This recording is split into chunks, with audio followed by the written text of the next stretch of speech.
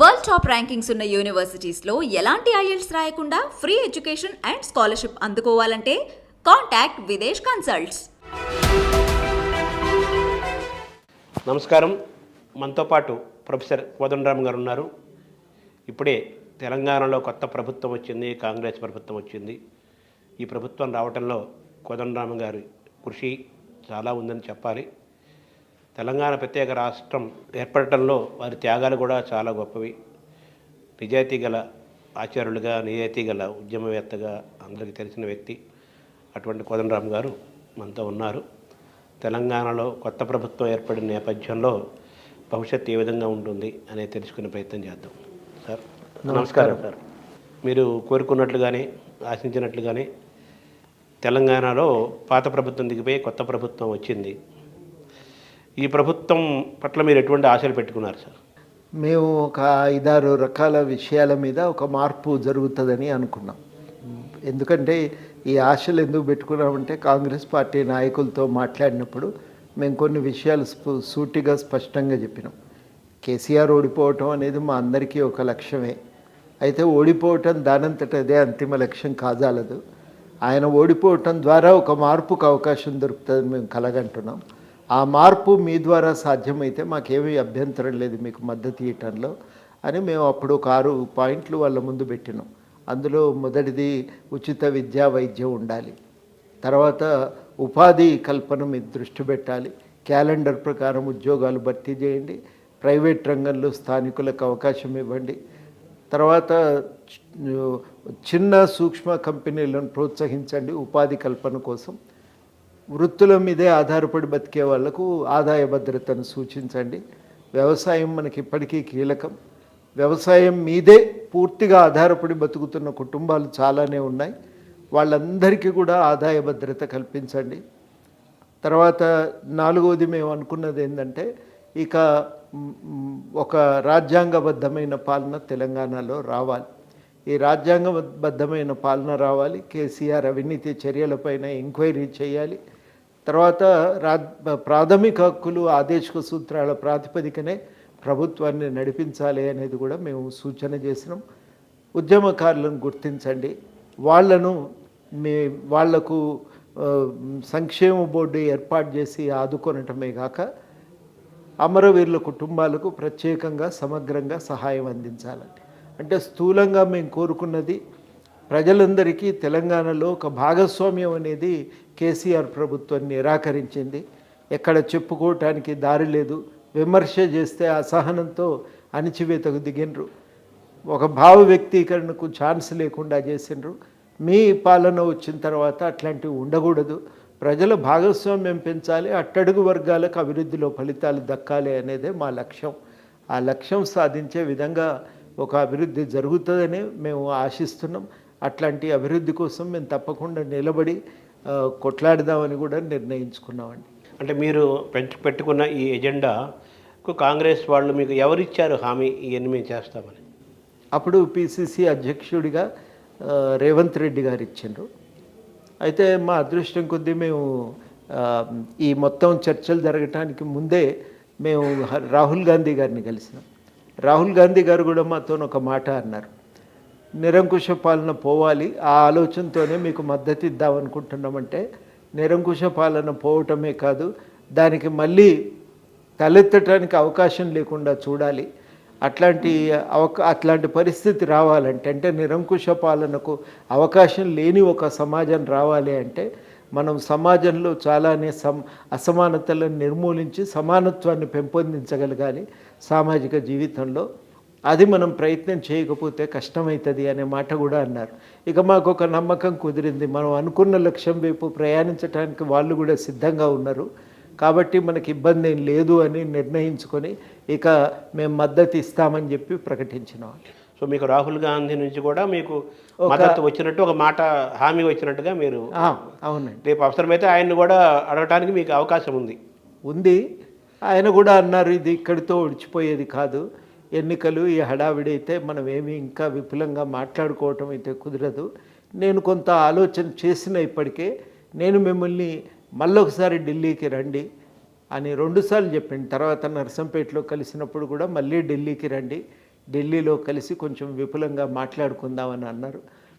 అందువల్ల మాకు కూడా ఒక నమ్మకం ఏం కుదిరిందంటే ఏదన్నా మాట్లాడొచ్చు, చెప్పొచ్చు, అక్కడ వాళ్ళు వినటానికి కొంత సిద్ధంగా ఉన్నారు, పర్వాలేదులే, మనం అనుకున్న లక్ష్యాల దిశగా కొంతైనా అడుగు ముందుకు పడుతుంది, విడిగానైతే మనం చేయగలిగే పరిస్థితిలో లేము, మన వల్ల మద్దతు వలన ఎవరైనా ఆ పరిస్థితి చేయగలిగే ఒక అధికారంలోకి రాగలిగే అవకాశం ఉంటే అవకాశం ఉపయోగించుకుందాం, వాళ్ళు గెలిచినాకైనా ఈ మార్పు ఒక అడుగు ముందు పడితే అంతకంటే మనకేం కావాలి, రాజకీయాల్లో మన సిద్ధాంతం ముందుకు పోవాలి, వ్యక్తులుగా మనం అనుకున్నటువంటి ప్రయోజనం రాకపోయినా సంపూర్ణంగా ఏ స్థాయిలో మనకు దొరికినా చాలు కదా అని మేము భాగస్వామ్యం అడిగినాం. దానికి వాళ్ళు కూడా పోటీ చేయకపోతే తర్వాత ఎన్నికల తర్వాత భాగస్వామ్యం కల్పించే ప్రయత్నం అయితే చేస్తాం కదా, తప్పకుండా ఆ భాగస్వామ్యం కల్పిస్తామనేటువంటి మాట వారు హామీ ఇవ్వటం జరిగింది. కాబట్టి ఇక ఒక మేరకు మనకు పాత్ర అయితే ఉంటుంది, మనం అనుకున్న లక్ష్యాల సాధన కోసం అనేది ఒక సంతృప్తి. తెలంగాణను తీసుకొచ్చింది మీరైనప్పటికీ, అంటే మీలాంటి ఉద్యమకారులు మీ అందరి పోరాటం అయినప్పటికీ కూడా కేంద్ర ప్రభుత్వం సహకారం లేకపోతే జరిగే పని కాదు. ఆ రోజు కాంగ్రెస్ ప్రభుత్వం అధికారంలో ఉంది, ఇచ్చింది సోనియా గాంధీ, కాంగ్రెస్ ప్రభుత్వం అనేది అందరికీ వినిపించే మాట, అందరూ నమ్మే మాట.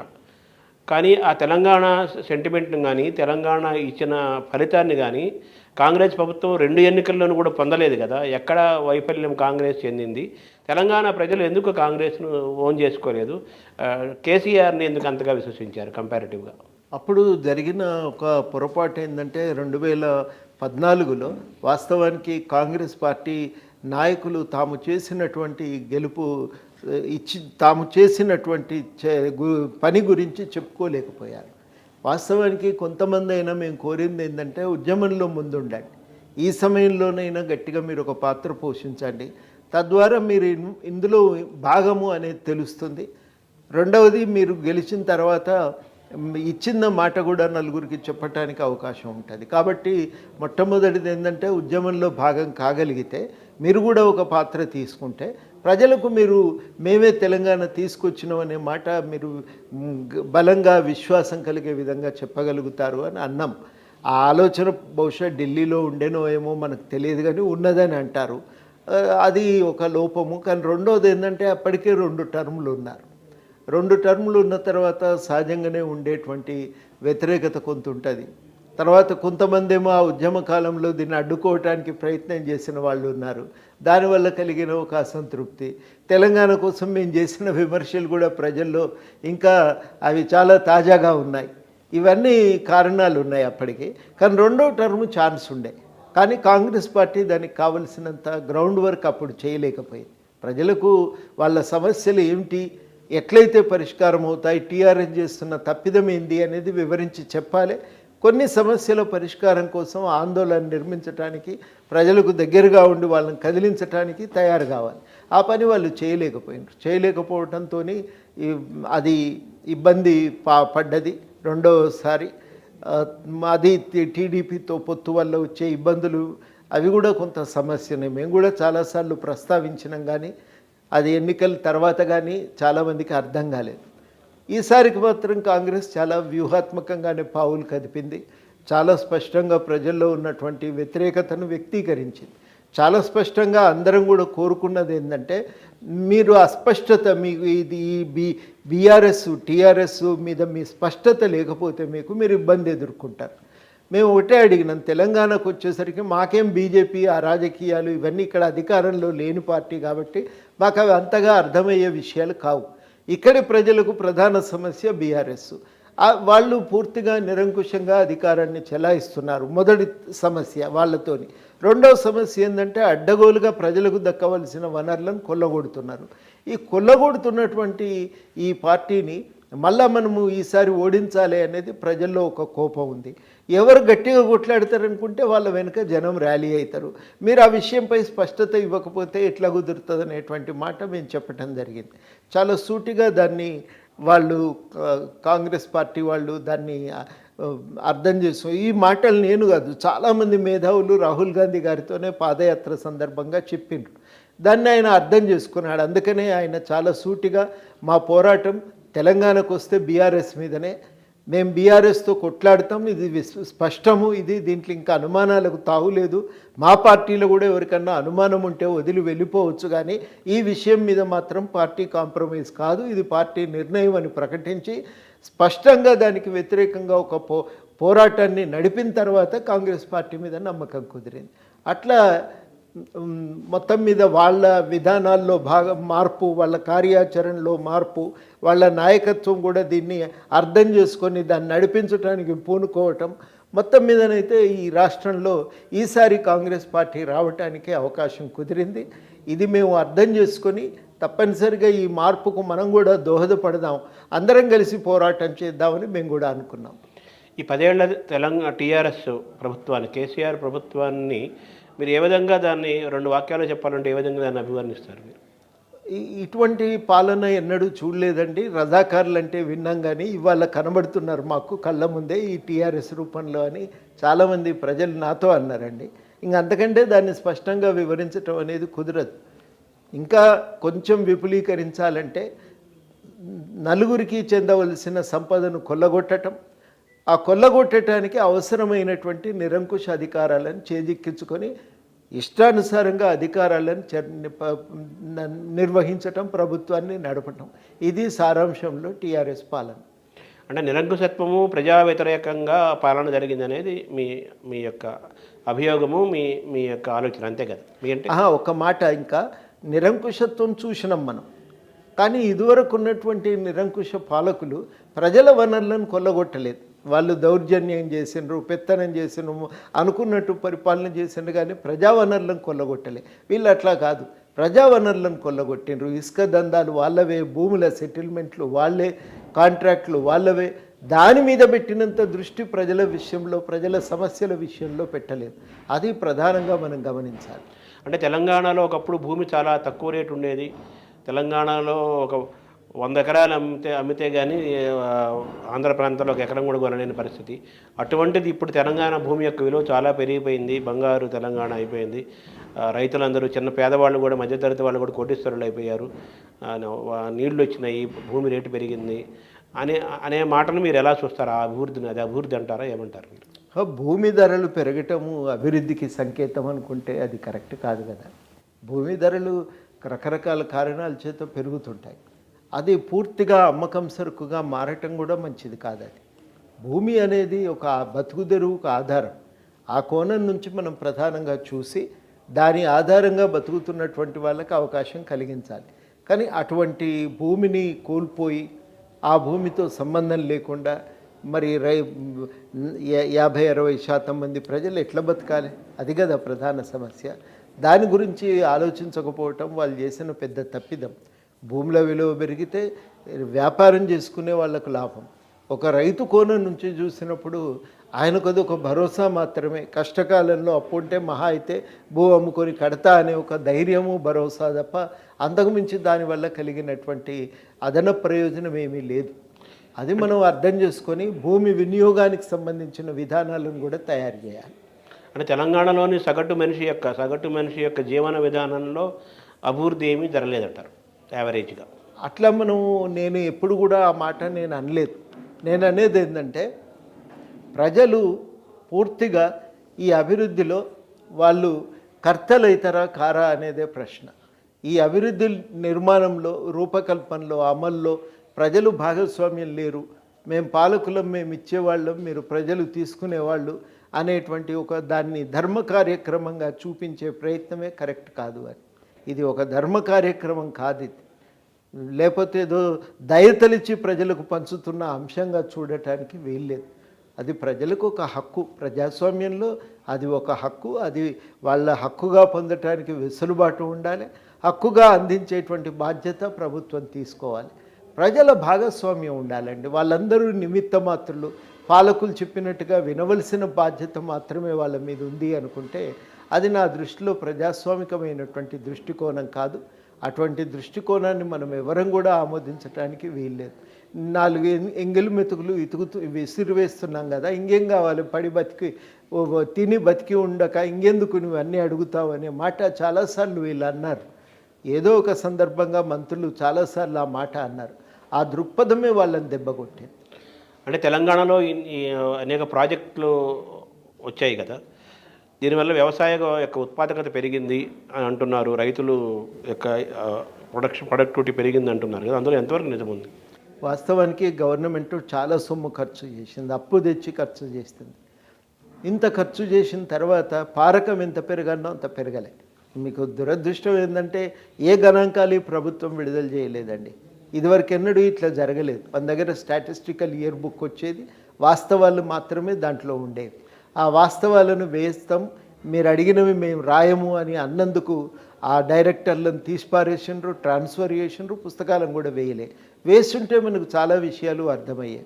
ఇప్పటికి కూడా 18-20 లక్షలు మోటార్లు ఉన్నాయి, వాటి కింద వ్యవసాయం నడుస్తున్నది, చెరువుల కింద వ్యవసాయం ఉన్నది.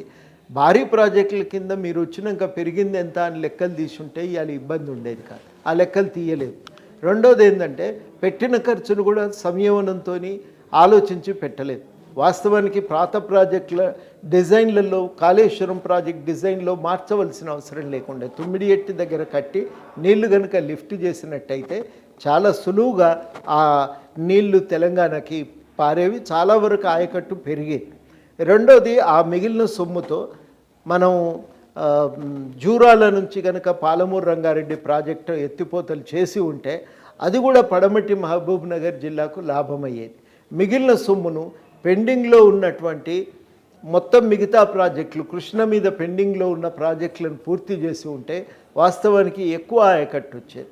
వాళ్ళు ఆయకట్టును పెంచే లక్ష్యం పెట్టుకోలేదు. ఆయకట్టును పెంచడం కన్నా ప్రాజెక్టు ఖర్చు పెంచాలి, కాంట్రాక్టర్కు లాభం చేయాలి, కమిషన్ పొందాలి అనే విషయంపైనే ఎక్కువ దృష్టి పెట్టారు. టీఆర్ఎస్ ప్రభుత్వంలో కాంట్రాక్టులు మేలు చేసే ప్రాజెక్టులు కానీ మిగిలే కానీ సగటు రైతుకి, తెలంగాణ భూమికి, ప్రాంతానికి ఎటువంటి ఉపయోగపడలేదని మీరు అంటున్నారు కదా. కాంగ్రెస్ ప్రభుత్వం ఈ విషయంలో ఏదన్నా ఏం చేయబోతుంది, మీరు ఏం చేయించబోతున్నారు వాళ్ళతో? అంటే కాంగ్రెస్ మా దృష్టిలోనైతే తక్షణం కాళేశ్వరం మీద ఒక సాంకేతిక నిపుణులతో సమగ్ర దర్యాప్తు జరిపించాలి. ఇంతవరకు అయిన లాభం ఎంత, పెట్టిన ఖర్చు ఎంత, రేపు జరగవలసింది ఏంది అనే విషయం మీద వాళ్ళు చాలా స్పష్టంగా ఉండవలసిన అవసరం ఉంది. తర్వాత రెండోది నేను అనుకునేది ఏంటంటే, అందుకని దాని మీద సమగ్రంగా దర్యాప్తు జరపాలి. ఒక్క పైసా అదనంగా నువ్వు మంజూరు చేసే ముందు ఆ పని చేయాలి. రెండు, ఉన్న పరిమితమైన వనరులను ఉపయోగంలోకి తేవాలంటే పెండింగ్ ప్రాజెక్టులను ఫస్ట్ పూర్తి చేయాలి. ఇప్పుడు మనకు డిండి ప్రాజెక్టును ఎట్లా కట్టాలనే దానిపైన స్పష్టత లేదు. స్పష్టత తీసుకొని ఆ డిండి ప్రాజెక్టును పూర్తి చేయాలి.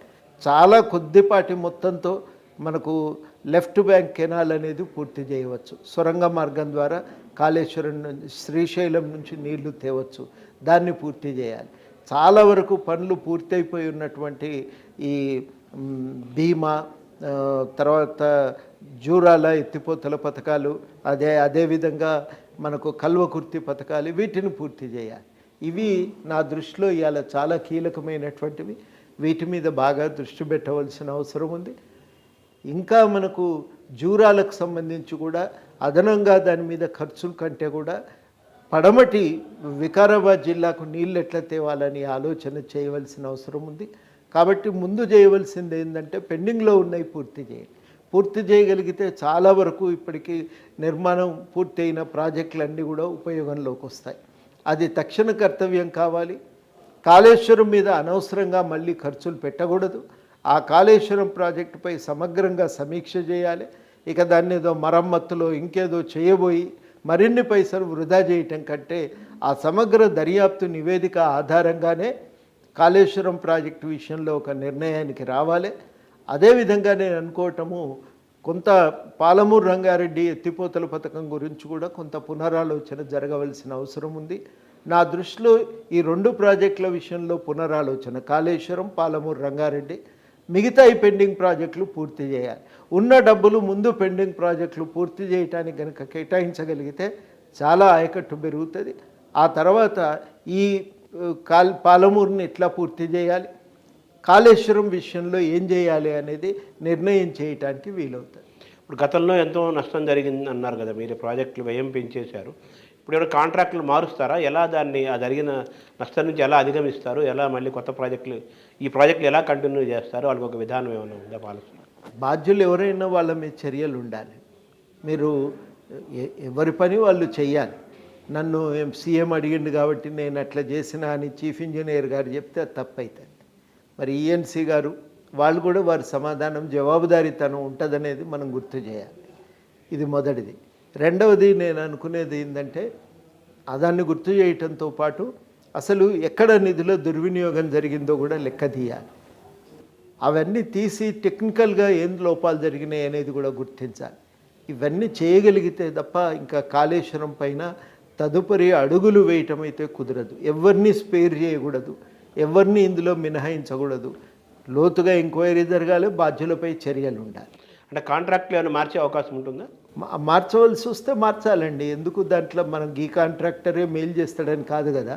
ఆ కాంట్రాక్టర్ ఏమంటాడు, మీరు నాకు ఇచ్చిన డిజైన్ ప్రకారం నేను పనిచేసిన అంటాడు. బట్ ఏదైనా వాళ్ళు కూడా బాధ్యత వహించవలసి ఉంటుంది కదా.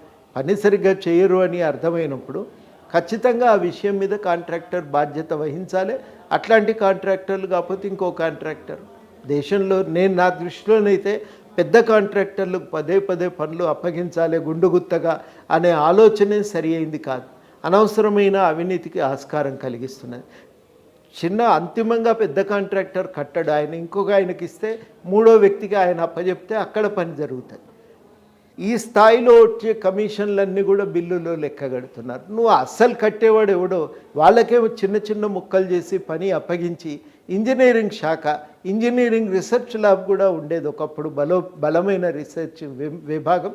దాన్ని కూడా బలోపేతం చేసి ఆ పనులు నాణ్యంగా జరుగుతున్నాయా లేదా అనేది పర్యవేక్షించగలిగితే చాలా లాభం జరుగుతుంది. స్థానికంగా చాలామంది కాంట్రాక్టర్లకు చిన్న చిన్న నిరుద్యోగులై ఉండి పనులు చేసుకుంటున్నటువంటి వాళ్ళకు మేలు జరుగుతుంది, ఉపాధి అవకాశాలు పెరుగుతాయి. ఇది నా దృష్టిలో చాలా సీరియస్గా జరగవలసినటువంటి పని. గతంలో ఎప్పుడూ లేనట్టుగా ఏ ప్రభుత్వము ఇవ్వనట్టుగా కరెంట్ ఇవ్వడంలో అగ్రగామిగా టీఆర్ఎస్ ప్రభుత్వం నిలిచిందని టీఆర్ఎస్ వాళ్ళు పదే పదే చెప్పుకున్నారు ఈ 10 ఏళ్ల పాటు కదా. ఇప్పుడేమో అక్కడ చాలా డబ్బులు వృధా అయ్యి దాదాపు కొన్ని వేల కోట్ల రూపాయల అప్పులు చేశారు. చాలా అంధకారమైన పరిస్థితిలో ఆ డిపార్ట్మెంట్ ఉందని చెప్పేసి 2-3 రోజుల నుంచి మనం వింటున్నాం కదా. ఇది మీ దృష్టికి వచ్చిందా? అది మీరు గమనించారా దీన్ని? ఇదివరకే అనుకున్నాం, కాకపోతే 50,000 కోట్ల అప్పు అనుకుంటే అది 85,000 అనేది తేలింది. ఇది చాలా సమస్యల సుడిగుండంలో ఇదొకటే కాదు. ఇంకా నిన్న మొన్న బయటపడ్డది ఏంటంటే పౌర సరఫరాల శాఖ కూడా అప్పుల పాలై ఉన్నది. ఫైళ్ళు కూడా కనిపించట్లేదు అంటున్నారు. ఫైళ్ళు కూడా ఎక్కడ దాచిపెట్టినరో ఏమైందో కూడా దొరకట్లేదు అంటున్నారు. అందుకని ఇవాళ చాలా కీలకం ఏంటంటే ఈ శాఖ కూడా ముందు పని విధానం సమీక్షించాలి. మాకు అర్థమైనంత మేర కొన్ని తప్పులు జరిగినాయని. ఒకటి, కొనుగోలు ఒప్పందాల విషయంలో చాలా నిర్లక్ష్యంగా వ్యవహరించారు. అక్కడ కూడా సొంత లాభాలను లెక్క వేసుకున్నంతగా, బేరీజ్ వేసుకున్నంతగా మొత్తంగా సమిష్టి ప్రయోజనాలను చూడలేదు. రెండోది ఏం జరుగుతున్నది అని అంటే ఈ విద్యుత్తు ఉత్పత్తి కేంద్రాలను వీళ్ళు పెట్టినవన్నీ సబ్ క్రిటికల్ టెక్నాలజీ, అంటే తక్కువ సామర్థ్యం గల మోటార్లు పెట్టారు. అది ఉపయోగకరం కాదు, పొల్యూషన్ ఎక్కువగా ఉంటుంది వాటి వల్ల అని అందరు కూడా వారించిన గవర్నమెంట్ కావాలని ఎవరో వదిలించుకునేటువంటి కంపెనీ మోటార్లను తాము తెచ్చి రాష్ట్రం మీద రుద్దటం అది కరెక్ట్ కాదు. టెక్నాలజీ చాయిస్ అంటాం కదా ఇంగ్లీష్లో, అది మనం ఎంపిక చేసుకున్న మొత్తం టెక్నాలజీ సరిగ్గా లేదు, దానివల్ల కూడా నష్టాలు తలెత్తుతున్నాయి. అదేవిధంగా బయట గవర్నమెంట్ ఏదైతే ఎత్తిపోతల పథకాల మీద చేస్తున్నదో వాటి నుంచి రావాల్సిన బిల్లులు రాలేదు. అంత వెరసి మొత్తానికి ఈ విద్యుత్తు విభాగాన్ని ఒక సంక్షోభంలోకి నెట్టేశారు. ఇది ఇవాళ చాలా కీలకమైనటువంటి అంశం. ఈ సంక్షోభం నుంచి ముందు అవి గట్టెక్కాలి, అది చాలా కీలకం. అధిగమిస్తారని విశ్వాసం మీకుందా? దానికి ఆల్టర్నేటివ్ ఇంకా కూర్చోవాలండి, నిపుణులు కూర్చోవాలి, సమీక్ష చేయాలి. ఆ ఒప్పందాలు, విద్యుత్ కొనుగోలు ఒప్పందాలు సమీక్షించి ఇంకా మెరుగైనటువంటి పద్ధతుల్లో కొనుగోలు ఒప్పందాలను తయారు చేసుకోవచ్చు చూడాలి. తక్కువ ధరకు దొరికే అవకాశం ఉన్న చోట మరి వదులుకొని వాటిని కొనే ప్రయత్నం చేయాలి. అన్నిటికంటే మించి ఇంకా మెరుగైనటువంటిది నా దృష్టిలోనైతే ఒక సోలార్ టెక్నాలజీని ఇంకా మెరుగ్గా వాడుకోవచ్చు. హైదరాబాద్లో చాలా విస్తీర్ణం, మీరు ఎక్కడనో బయట పోయి పెట్టేది కాదు, ఇళ్ళ మీద పెట్టుకోగలిగితే కూడా చాలా కరెంటు దాని ద్వారా మనకు సప్లై అవ్వటం మొదలు పెడుతుంటుంది. ఆ మిగులు ఇక్కడ ఏమన్నా ఉంటే దాన్ని బయటికి సరఫరా చేయొచ్చు. కనుక ఒక ఉద్యమంలాగా హైదరాబాద్లో సోలార్ను మీరు మెల్బోర్న్ సిటీకి పోతే ఆస్ట్రేలియాలో ఎక్కడ చూసినా సోలార్ ప్యానెల్స్ ఒక ఉద్యమంలాగా ప్రోత్సహించింది. అట్లాంటి ప్రోత్సహించితే ప్రభుత్వం కొంత ఇన్సెంటివ్ గుర్తింపును ఆ ఇంటికి ఇవ్వగలిగితే అది మంచి ఫలితాలను ఇస్తుంది. ఆ ప్రయత్నం చేయాలి. ప్రభుత్వ పెట్టుబడి లేకుండా ప్రైవేట్ పెట్టుబడుల ద్వారానే అనుకున్న లక్ష్యం నెరవేరితే హైదరాబాద్ కన్జంప్షన్ హైదరాబాద్లోనే ఉత్పత్తి అయితే అప్పుడు భారం కూడా తగ్గుతుంది. మనం ఉన్న కరెంటును మిగతా అవసరాలకు జాగ్రత్తగా వాడుకోవచ్చు. పొదుపుగా వాడాలి ఉన్న కరెంటును.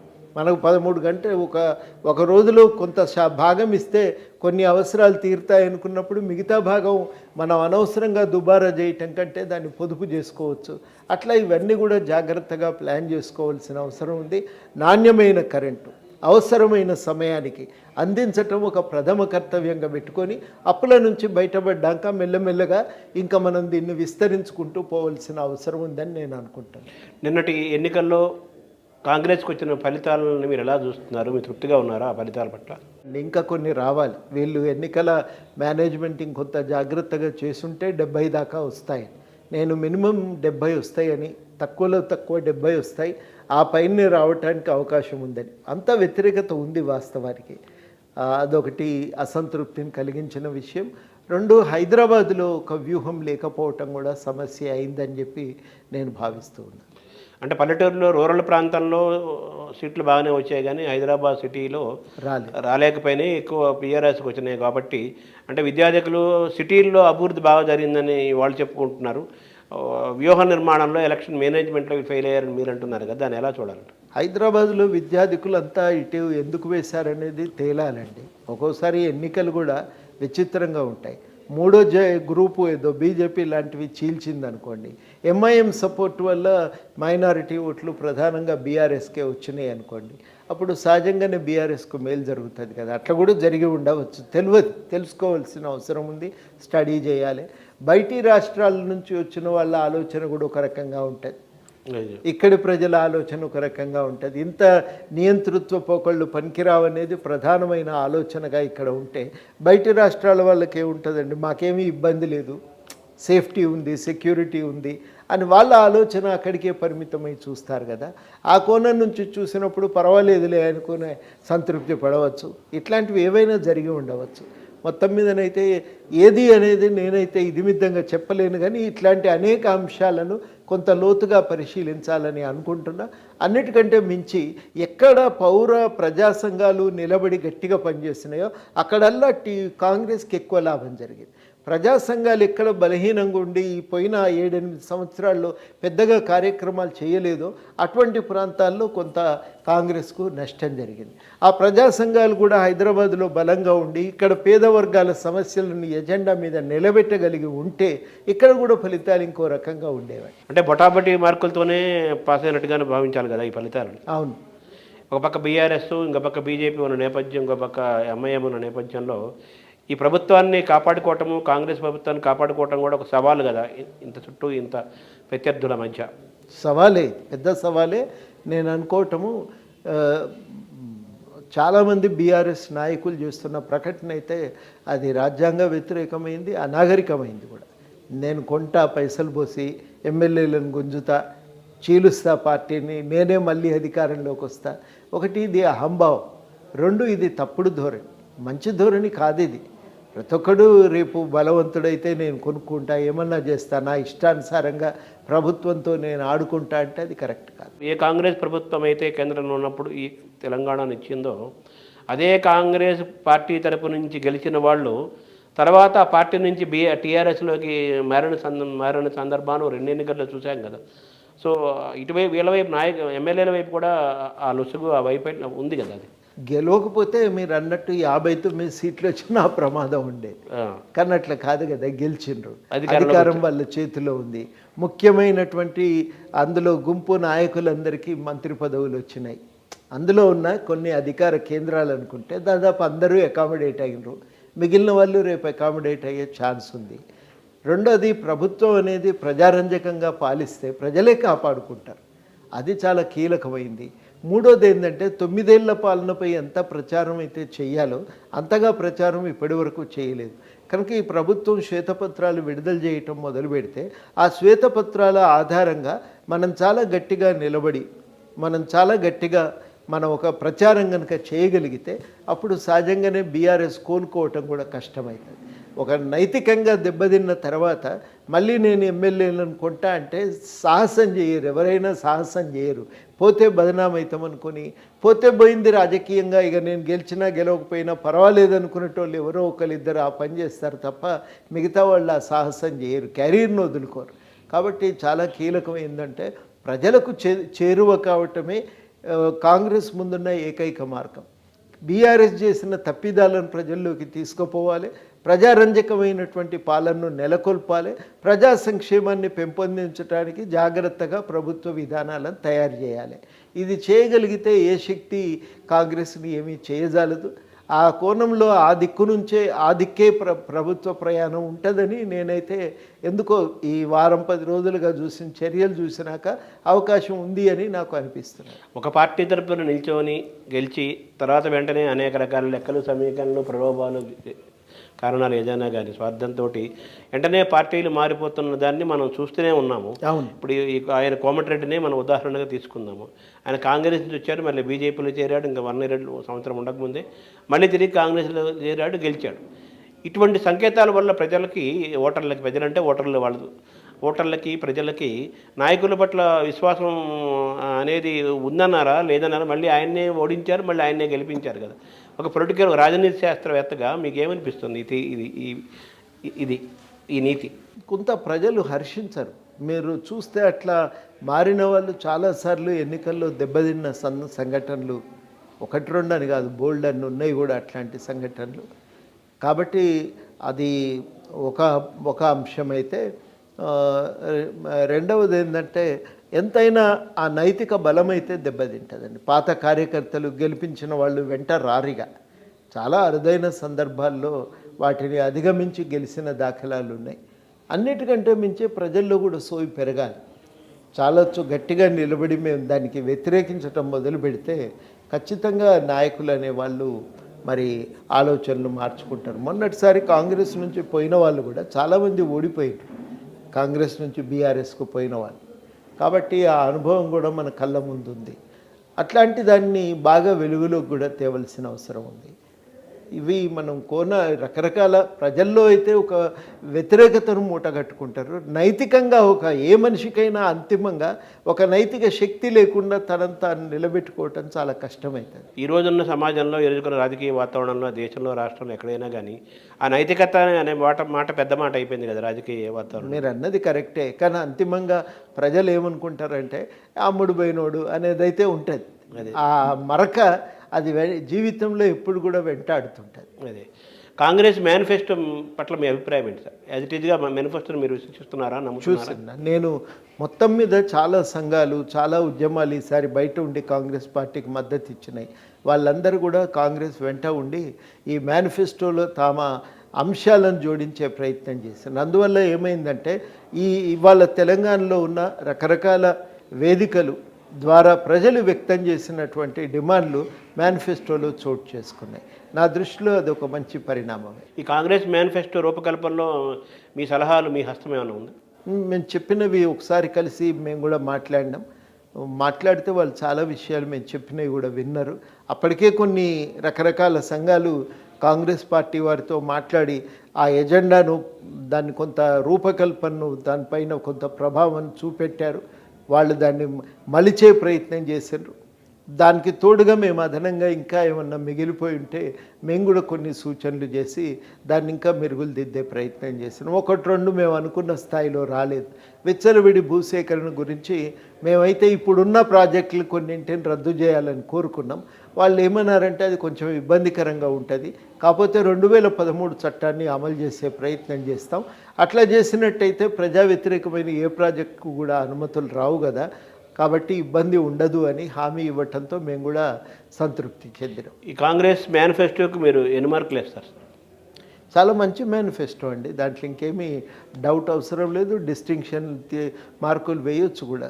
నాకు అది చూసిన తర్వాత ఆ ప్రజెంటేషన్ అంటే ఒకటి దాన్ని విషయాలు చెప్పటమే కాదు, ఆ విపరీతంగా రాసి ఒక పెద్ద గ్రంథం చేయలేదు. దాన్ని సంక్షిప్తంగానే ఉన్న అన్ని విషయాలను కూర్చి చాలా అద్భుతంగా ప్రజెంట్ కూడా చేశారు. కాబట్టి రెండు రకాలుగా చూసినప్పుడు నాకు అది నచ్చింది, బాగుంది అనిపించింది మేనిఫెస్టో. అంటే ఈ 6 గ్యారంటీల పథకం అనేది ఒక పెద్ద ఆకర్షణగా నిలిచింది. కర్ణాటకలో కాంగ్రెస్ గెలుపుకి అదొక కారణమైంది అంటారు. ఈరోజు తెలంగాణ గెలుపు కూడా అది ఒక కారణంగా చెప్తారు. ఈ మేనిఫెస్టో, ఈ 6 గ్యారంటీలు ఇవన్నీ ఎంతవరకు ఆచరణ యోగ్యము? చాలా పథకాలు అవి ఆర్థికంగా లెక్కలు వేసుకుంటే ఆచరణకి అందులో రాసిన దానికి చాలా వ్యత్యాసం ఉంది. రేపు భవిష్యత్తులో ఆర్థికంగా పరమైన ఇబ్బందులు, ఒత్తిళ్లు వచ్చే పరిస్థితి కూడా ఉందని విమర్శలు వినపడుతున్నాయి కదా. సో ఇవన్నీ యాజ్ ఇట్ ఈజ్గా ఆచరణ యోగ్యమే, ఆచరణ సాధ్యమే అని అనుకుంటున్నారా మీరు?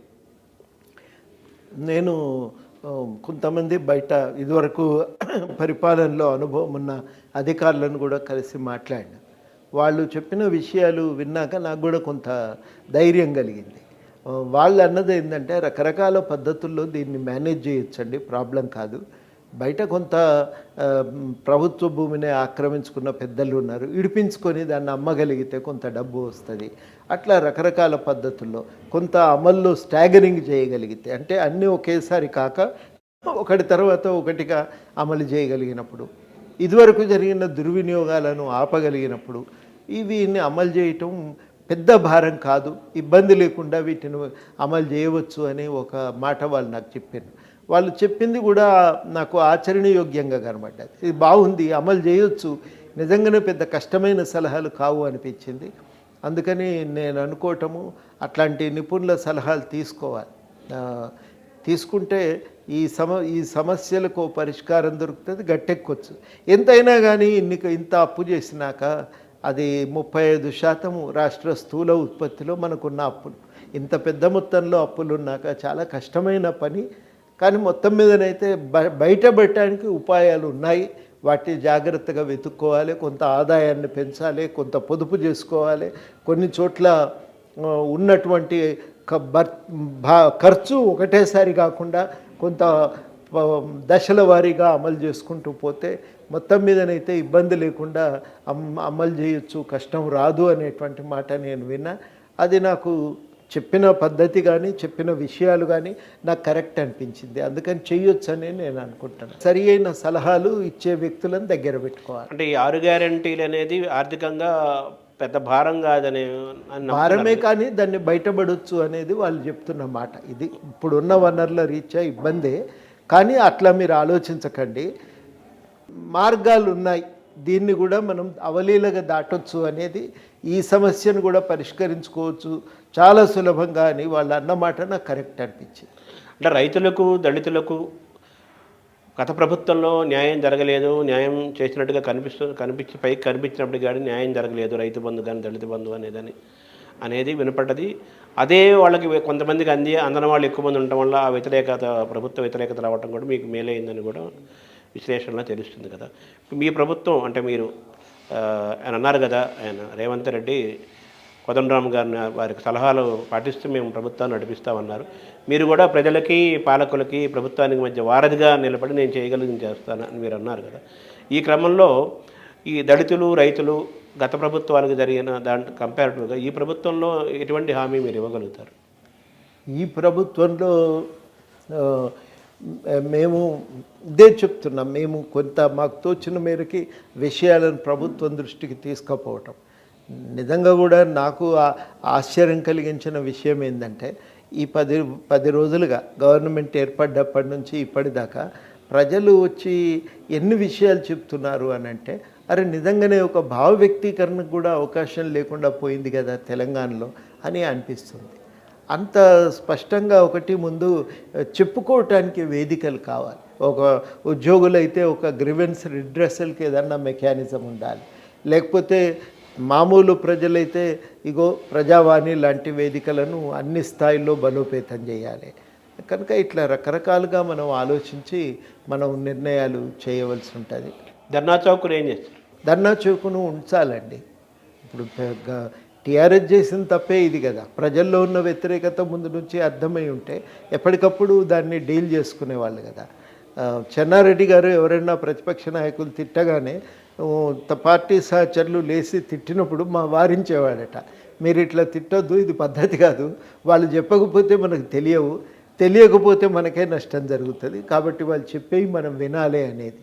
ఆ రకమైన దృష్టికోణంతో ధర్నా చౌక్ను కనుక ప్రభుత్వం ఆమోదించి ఉంటే వాళ్ళకి ఆ సమస్య అయ్యాలి ఇంత నెత్తిన పిడుగుపడేదాకా తెలియని పరిస్థితి అంటే ఈ వాళ్ళకు ప్రభుత్వంలో వచ్చేది దాన్ని కాదు. ఏం చేయబోతున్నారు? దాన్ని కాపాడాలి అవకాశం ఇవ్వాలి. అక్కడ వచ్చేవి మేము తొలి రోజుల్లో హైదరాబాద్లో పౌర హక్కుల సంఘంలో చేరిన తొలి రోజుల్లో మంత్రులు స్పీకరు వచ్చి ఈ రిప్రజెంటేషన్లు తీసుకునేవాళ్ళు. ఆ సంప్రదాయం ఉంది అప్పటిదాకా. తర్వాత వాళ్ళు రావటం మానేసిండ్రు, పిలిపించుకోవటం మొదలైంది. కొన్ని రోజులైనాక అపాయింట్మెంట్ ఇవ్వటం కూడా మానేసిండ్రు.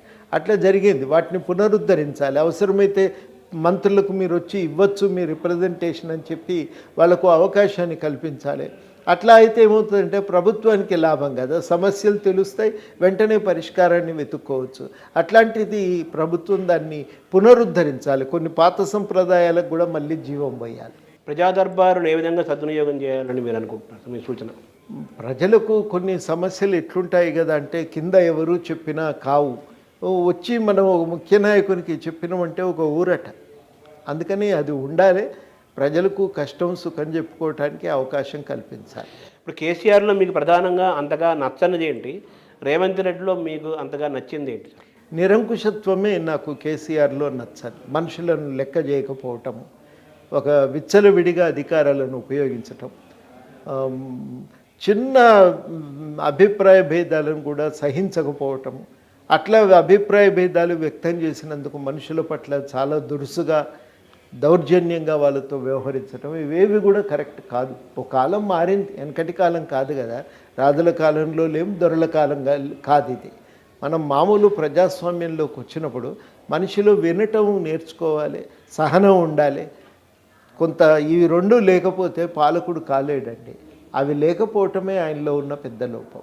రేవంత్ రెడ్డిలో మీకు నచ్చినది ఏంటి సార్? కొంత ఒకటి వింటాడు, ఎవరైనా పోతే కనీసం మర్యాదగా పలకరిస్తాడు.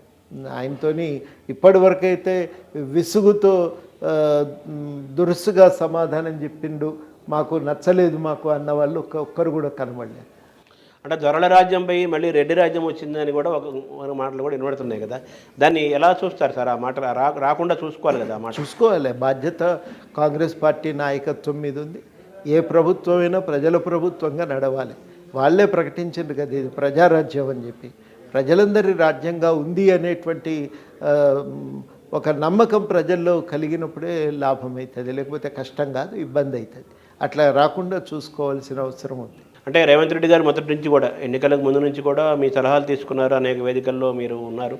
తర్వాత ఆ గెలుపులో మీ పార్టీ తరపు నుంచి కూడా ఆయన వైపు నడిచారు, గెలుపులో భాగస్వామి అయ్యారు. అధికారం వచ్చిన తర్వాత కూడా ఆయన కోదండరామ్ గారి సలహాలు తీసుకుంటాను, వారి సలహాల మేరకు ఎక్కడెక్కడ వారు ఉపయోగపడితే సలహాలు తీసుకుంటూ నడిపిస్తామన్నారు కదా.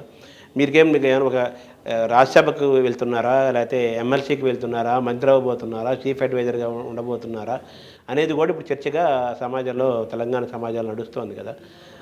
అది ఏంటి సార్? దానికి ఏమైనా క్లారిటీ ఇస్తారా? వారే అన్నారు కదా, ఒక కీలకమైన స్థానంలో పెట్టుకుంటాము, వారందరి సలహాలు కూడా మేము ఉపయోగించుకుంటామని. అదే నాకు ఇప్పటివరకు ప్రధానంగా తెలిసిన విషయము. నిర్దిష్టంగా ఇంకేం చేస్తారు అనేది నేను వెళ్ళి అడగలేదు. అంటే మీకు కీలకం అంటే మీరు ఏ ప్లేస్లో ఉంటే ఇది నాకు కరెక్ట్ ప్లేసు, నేను అనుకున్న ఉద్యమానికి, నేను అనుకున్న కోరుకున్న తెలంగాణకి, నేను చేసిన ఉద్యమాలకి న్యాయం జరుగుతుంది మీరు అనుకుంటున్నారు? పని చేయటానికి హోదా ముఖ్యం కాదండి. హోదా అని కదా నేను అనేది, పని చేయటానికి పలానా స్థానమే ఉపయోగం అని అనుకోవటానికి లేదు. చేయటానికి చిత్తశుద్ధి ఉండాలి, కానీ ఏ స్థానం ఇచ్చినా దాన్ని సద్వినియోగం చేసుకునే అవకాశం అయితే ఉంటుంది. చేయదలుచుకోకపోతే ఎంత పెద్ద అవకాశం దొరికినా దానివల్ల ప్రయోజనం ఉండదు. అంటే మొత్తం మీ ప్రొఫైల్, మీ ట్రాక్ రికార్డు, మీ జీవితం అంతా చూసిన వాళ్ళందరికీ మీరు నిజాయితీ పరులు, అందరికీ తెలిసిన విషయం. ఇది ఉద్యమం 100% మీరు మచ్చలేని వ్యక్తి, అది అందరికీ తెలుసు. అన్ని ప్రాంతాల వాళ్ళకి, అన్ని పార్టీల వారు ఆ విషయంలో ఏకీభవిస్తారు. మీరంటే పడిన వాళ్ళకు కూడా లోపల మీ పట్ల మంచి అభిప్రాయం ఉంటుంది కదా. ఇప్పుడు ఈ ప్రజలకి ప్రభుత్వాన్ని మధ్య వారధిగా ఉండే క్రమంలో గతంలో కేసీఆర్ చేయంది రేవంత్ రెడ్డి ఈ ప్రభుత్వంలో మీరు ఎటువంటి పాత్ర పోషించి ఆ గ్యాప్ను తొలగిస్తారు ప్రజలకి ప్రభుత్వానికి మధ్య? ప్రధానంగానైతే ఒకటి, ప్రజల సమస్యలు ప్రభుత్వానికి చెప్పుకోవటానికి అవకాశాలు లేకుండా పోవటం అనేది పెద్ద సమస్య. ఈసారి అట్లా ఉండకూడదు. ఏదన్నా తప్పు జరిగింది అనిపించినప్పుడు ప్రభుత్వానికి చెప్పుకోవటానికి అవకాశం ఉండాలి. అట్లాంటి ఒక వారధిగానైతే మనం ఉపయోగపడాలనేది మాకున్న ఆలోచన. ఎట్లయితే ఆ వారధి కాగలుగుతాం, ఏమేం చేయగలం అనేది మరి గవర్నమెంట్ ఏమన్నా ప్రతిపాదన పెడితే మేము కూడా చర్చించగలుగుతాం కదా. కోదండరామ్ గారు చీఫ్ అడ్వైజర్గా అయ్యే అవకాశం ఉందని కొంతమంది అంటున్నారు, కొంతమంది ఎమ్మెల్సీ చేసి మంత్రి చేసే అవకాశం ఉందని కొంతమంది అంటున్నారు, కొంతమంది రాష్ట్రంగా పంపించారు కదా కొంతమంది అంటున్నారు. మీకేమన్నా ఇదైతే కరెక్ట్ అని కానీ ఇది కరెక్ట్ కాదని మీకు ఒక క్లారిటీ ఏమైనా ఉందా? మీరు నేను అట్లా ఆలోచించలేదు. వాళ్ళు ఏదో ఒకటి అన్నారు కదా, నిర్ణయం తీసుకుంటారు అని చెప్పి నేను అనుకుంటాను. తెలంగాణ జనసమితి పార్టీని మీరు స్థాపించారు. మీరు పార్టీ స్థాపించిన దానికి ఫలితం దక్కిందా? మీరు అనుకున్నది సాధించారా? మీరు ఎక్కడున్నారు ఆ పార్టీ పరంగా? ఈసారి అయితే ఒక పాత్ర పోషించడం, ప్రజల్లో కూడా గుర్తింపు ఉంది. ఏది అడగకుండా సంపూర్ణంగా కాంగ్రెస్ గెలుపు కోసం వాళ్ళు చిత్తశుద్ధితో ప్రయత్నం చేశారనే గుర్తింపు అయితే మాకు దొరికింది. చాలు ఆ గుర్తింపు. మేమేదో వెంటనే ప్రభుత్వాలను మేము ఏర్పాటు చేయగలిగే శక్తి వస్తుందని మేమేం ఆశపడటం లేదు. మేము ప్రధానంగా కోరుకునేది ఏంటంటే కొన్ని రాజకీయ సంప్రదాయాలు మన దగ్గర బాగాలేవు.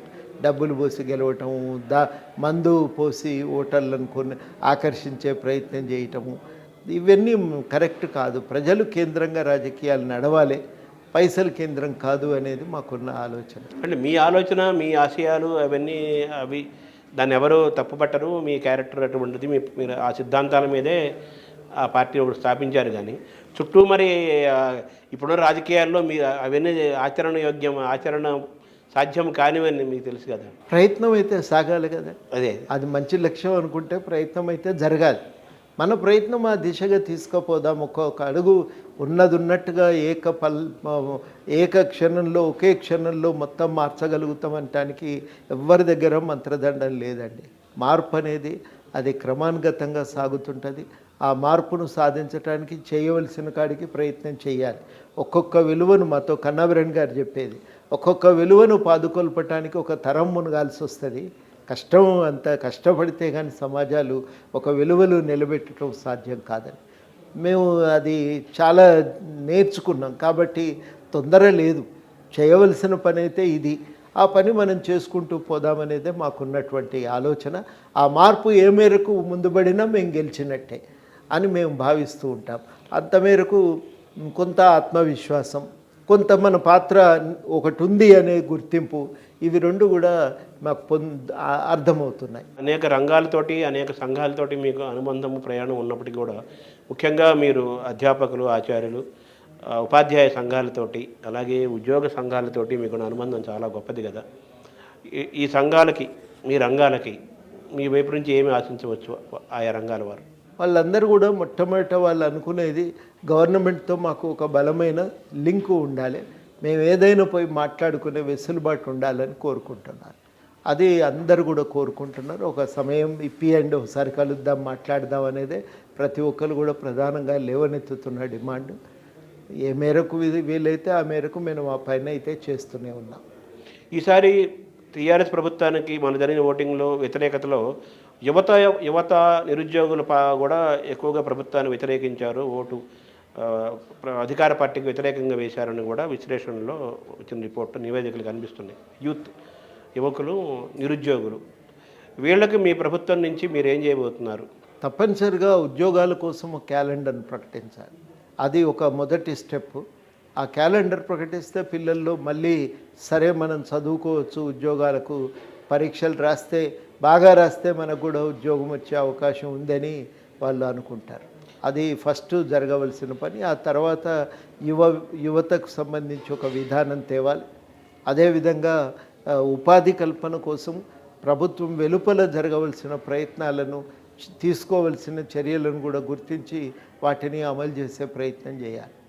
తెలంగాణ జనసమితి పార్టీ ఎలాగే కంటిన్యూ అవుతుందా, కాంగ్రెస్లో విలీనం అవుతుందా, దాని భవిష్యత్తు గురించి అని చెప్పగలుగుతారా? కంటిన్యూ అవుతుంది. మాకు తోచిన కాడికి మేము కాంగ్రెస్ సహకారంతో మార్పులను సాధించే ప్రయత్నం చేయాలనుకుంటున్నాం. యాజిటీకి పార్టీ ఇలాగే ఉంటుంది. అది కేంద్ర రాష్ట్ర సంబంధాలు చాలా కీలకమైనవి. ఏ ప్రభుత్వమైనా నడిపించాలంటే కేంద్రంలో ఢిల్లీలో బీజేపీ అధికారంలో ఉంది, ఇక్కడ మీరున్నారు.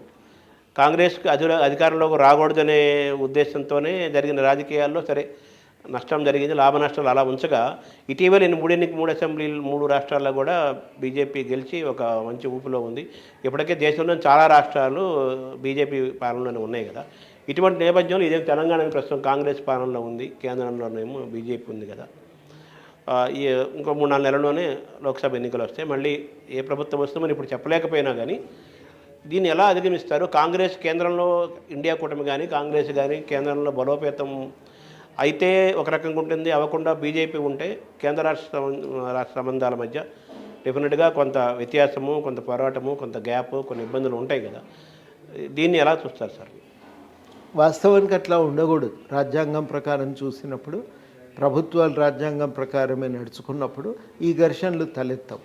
రాష్ట్రంలో ఏ ప్రభుత్వం అధికారంలో ఉన్నా కేంద్ర ప్రభుత్వం సహకరించాలి, చేయవలసిన సహాయం అంతా చేయాలి. అది చాలా కీలకం, కావలసిన అవసరం ఉంది. ఆ సంప్రదాయాలు నిలబెట్టాలి. ఆ సంప్రదాయాలను నిలబెట్టడానికి నాయకులు పనిచేయాలి. తక్షణ ప్రయోజనాలను పక్కన పెట్టి దీర్ఘకాలిక ప్రయోజనాల కోసము నాయకులు ఆలోచించాలి. అది వాళ్ళ మీద ఒక బాధ్యత ఉంటుంది. లేకపోతే ఏమవుతుందంటే ఈ సంబంధాలు కుప్పగూలిపోతే మాత్రం అది చాలా చాలా దేశానికి మంచిది అయితే కాదు. ఎందుకు కాదు అనంటే ఇక ఎవరి పద్ధతుల్లో వాళ్ళు నడుచుకోవటం మొదలు పెడితే అప్పుడు సహజంగానే మొత్తంగా వాతావరణం అనేది చెడిపోయి ఇక ఎవరి పద్ధతుల్లో వాళ్ళు నిర్ణయాలు తీసుకోవటం మొదలు పెడితే, ఇప్పుడు కృష్ణానది మీద వాళ్ళు మనోళ్ళు పోలీసులు పోయి పట్టుకొని కూర్చుంటే అది చాలా అంతర్గతంగా రాజకీయ అస్థిరతకు దారితీస్తుంది. అంతర్గతంగా రాజకీయ అస్థిరత మాత్రమే కాదు, ఒక తీవ్రమైనటువంటి హింసాత్మక 2 తెలుగు రాష్ట్రాలు కూడా కదా. ఈ 2 రాష్ట్రాలైనా ఏ రాష్ట్రాలైనా ఈ ఘర్షణ అనేది పనికిరాదు. చట్టబద్ధమైన వ్యవస్థలు ఉన్నాయి. కేంద్రం జోక్యం చేసుకోవాల్సి వచ్చినప్పుడు జోక్యం చేసుకోవాలి.